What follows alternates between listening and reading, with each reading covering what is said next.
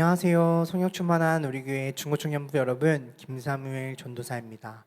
오늘도 이렇게 여러분과 함께 다음 세대 예배를 드릴 수 있음에 참으로 하나님께 감사합니다. 오늘의 말씀은 데살로니가전서 5장 19절 말씀인데요. 우리 다 함께 한 목소리로 봉독하도록 하겠습니다. 시작.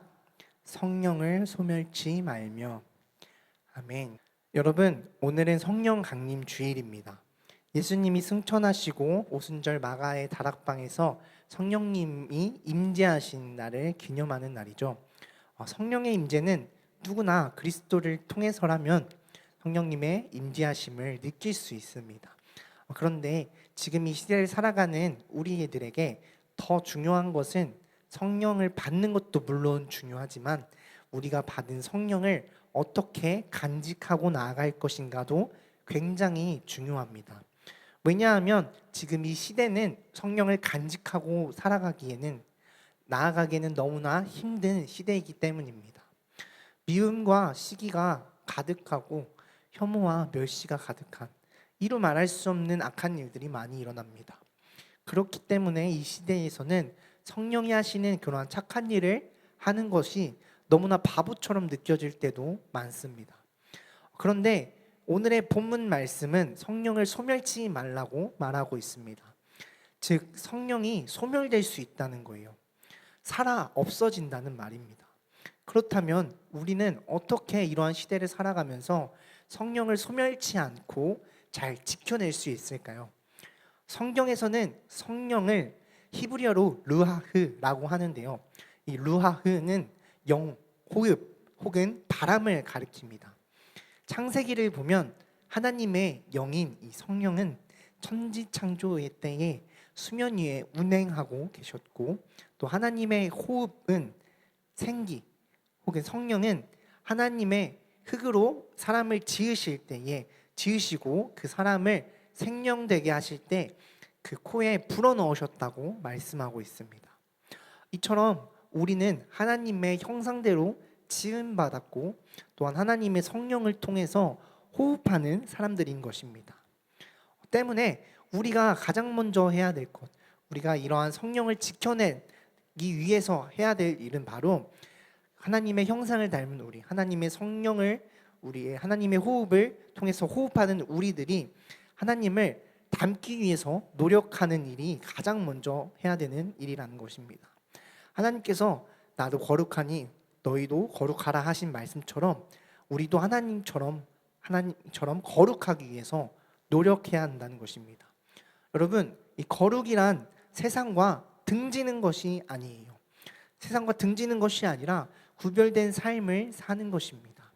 이 세상 가운데에 살아갈 때에, 세상 속에서 우리가 살아갈 때에 세상은 우리에게 끊임없이 죄 가운데로 유혹을 하지만 그 죄에 빠지지 않는 것이 바로 거룩인 것입니다. 죄와는 멀어지고 하나님과 가까이 하는 삶, 그러한 삶이 바로 거룩한 삶이에요. 그런데 그러기에는 우리는 너무나 죄에 연약하고 유혹을 쉽사리 이겨낼 수 없는 그러한 존재들이죠. 그렇기 때문에 그 다음으로 우리가 해야 할 일들이 있습니다. 그것은 바로 끊임없이 기도하는 일입니다. 그런데 사람들은 이것을 너무나 뻔한 대답이라고 생각을 합니다. 너무나 뻔한 답이라고 생각을 해요. 하지만 이 뻔한 답을 사람들은 너무나 뻔해서인지 잘 지키지를 못합니다. 어쩌면 성령을 너무나 뻔한 감동쯤으로 이해하는지도 모르겠어요. 주머니에 돈이 사라지는 것은 못 견디지만 성령이 사라지는 것은 알아차리지도 못하기 때문입니다. 또 내 생명이 사라지는 것은 두려워하지만 성령이 소멸되는 것은 다시 받으면 된다라고 생각하기 때문입니다. 그렇기에 이처럼 이렇게 생각하는 연약한 우리는 깨어서 끊임없이 주님께 기도해야 합니다. 제자들은 처음에 기도했을 때에 성령을 받기 위해서 기도하지는 않았을 것입니다.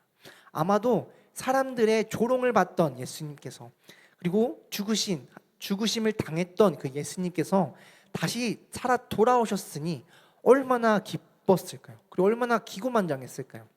너희 로마, 예수님을 욕하던 너희 그 사람들, 너희는 다 죽었어 라고 생각했을 것입니다. 그런데 주님이 하늘로 올라가시니까 이 제자들이 다시 주님이 오시기를 바라면서 이렇게 다시 기도했을 거예요. 혹은 주님이 가르쳐 주신 대로, 주님께서 약속하신 대로 계속해서 주님께 기도를 했을 것입니다. 그렇게 주님께 기도하는 이 제자들에게 예수님께서는 그들의 마음 가운데에 약속하신 성령님을 보내주십니다.